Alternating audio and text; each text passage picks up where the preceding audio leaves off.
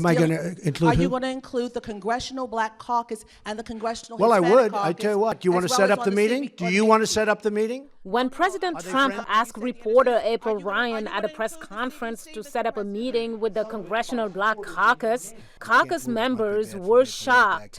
Gregory Meeks is a congressman from New York. It shows that the president is not connected to the real world, in my estimation. It was somewhat insulting, I think, to all of the American people for him to ask an individual who's a White House reporter just because he happens to be black. VOA requested comment from the White House but got no response. After that news conference, most Black Caucus members attended Mr. Trump's recent address to Congress, but some did not. Trump opened his speech by acknowledging some of America's racial challenges. Tonight, as we mark the conclusion of our celebration of Black History Month, we are reminded of our nation's path toward civil rights and the work that still remains to be done.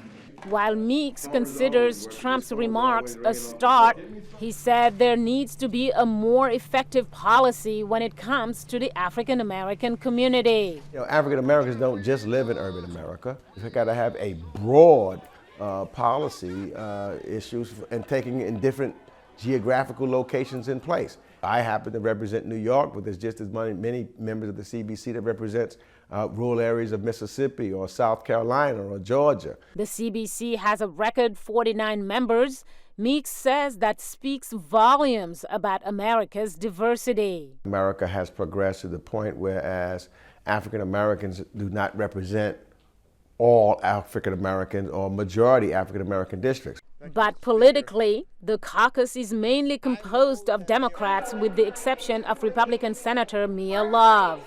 Two African-American lawmakers, Senator Tim Scott and Congressman Will Hurd, both Republicans, do not belong to the Black Caucus.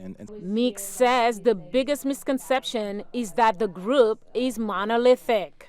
You've got members that come from all different perspectives because you've got some are from the East Coast, the West Coast, some are from urban areas, rural areas. Some believes in hunting and guns and others don't. Some believe in trade and some don't. If somebody walked into Wells Fargo tomorrow.